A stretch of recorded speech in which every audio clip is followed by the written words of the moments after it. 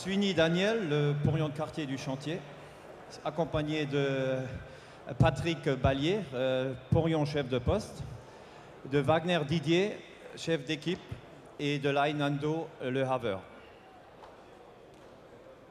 Ensuite, donc je vais appeler Piero Podersnik, le chef porion électromécanicien, qui va donc appeler ces gens. Ces hommes. On va vous passer le micro, cher monsieur. Alors très vite, de la même manière, vous faites venir vos hommes avec vous sur le plateau. Je vais appeler Jean-Claude Rutnik, porion de quartier du service électromécanique, suivi de Egloff Hubert, chef d'équipe électromécanique, Petri André, chef d'équipe également, et Hoffman Jean-Jacques.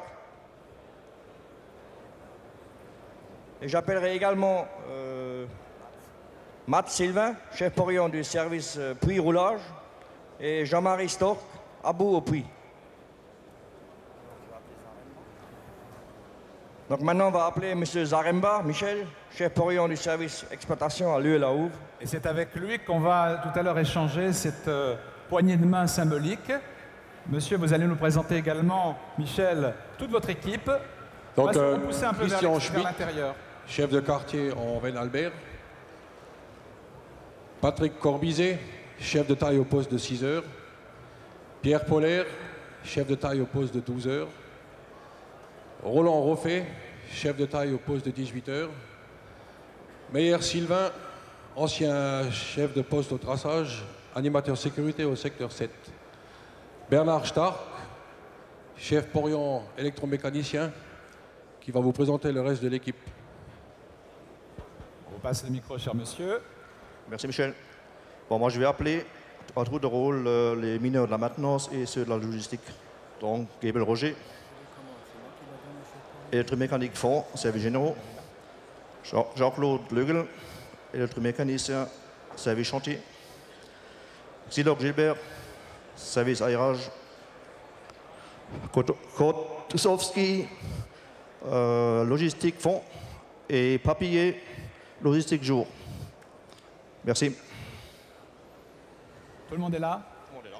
Alors, mesdames et messieurs, voici, on va d'ailleurs les applaudir. Ils vont rester avec nous jusqu'à la fin maintenant.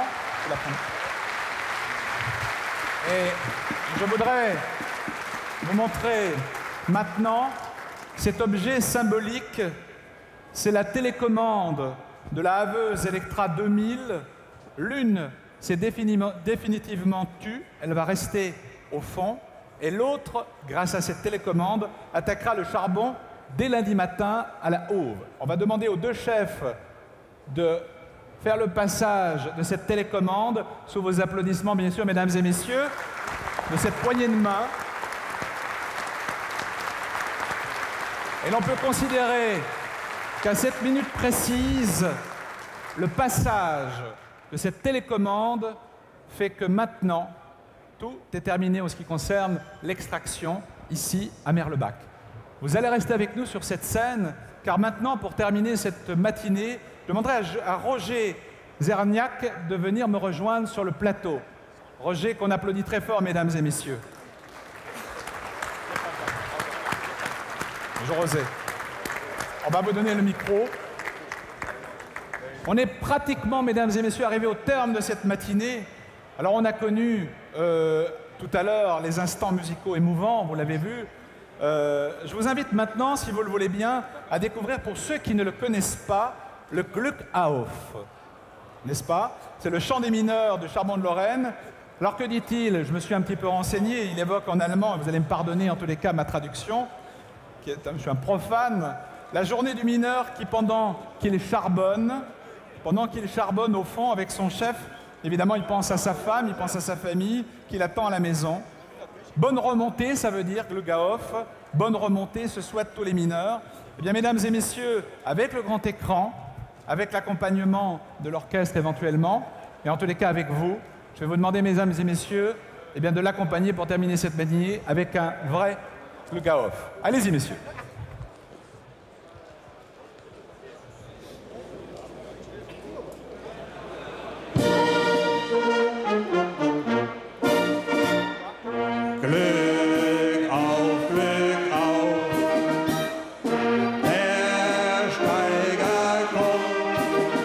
Und er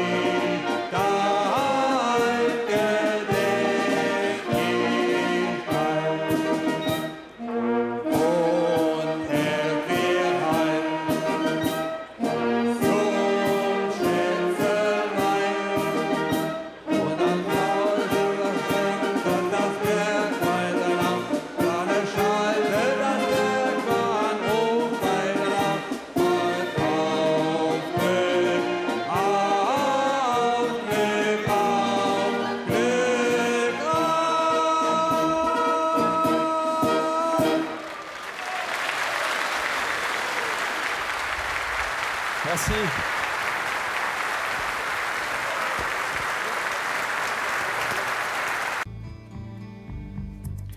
Mais les choses n'étaient pas simples. Il a fallu travailler et inventer sans cesse pour remonter à la surface cette richesse, ce trésor. La recherche d'une houille exceptionnelle en terrain difficile a développé l'esprit d'innovation propre à ces mines et très vite, plusieurs compagnies ont entrepris de foncer des puits dans cette campagne tout autour des villages de Frémin et de Merlebach. En quelques décennies, plusieurs chevalements ont été érigés comme des phares, visibles de loin, avec ces noms qui résonnent encore dans les mémoires. Wouters, Remeau, Cuvelette, Frémin, Merlebach Nord. De génération en génération, des centaines, des milliers de mineurs se sont succédés dans ces cages pour descendre à plus de 1000 mètres sous terre afin d'extraire la houille, ce trésor minéral. Le travail et l'exploitation étaient difficiles, mais d'année en année, les hommes ont inventé, innové, perfectionné les techniques mises en œuvre par leurs prédécesseurs. Aujourd'hui, les anciens ne reconnaîtraient plus leurs mines, tant les choses ont évolué.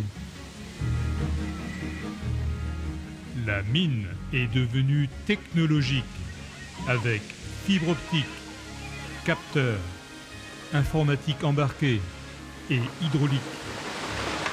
La force des machines est venue compléter celle des hommes. En taille Dora, les derniers mineurs de Merlebach utilisent ce qui se fait de mieux dans le domaine de la technologie minière.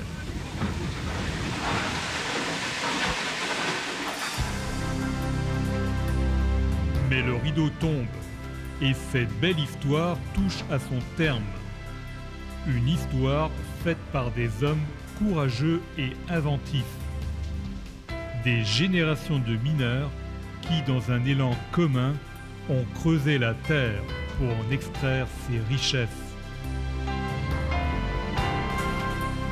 Aujourd'hui, après plus de 150 ans d'activité, le siège de Merlebach s'arrête avec ses derniers mineurs, cette dernière équipe. Mais si la mine s'arrête, l'esprit et les valeurs minières resteront et subsisteront bien au-delà de ce matin de septembre 2003 où ils ont lancé ce dernier Glück auf!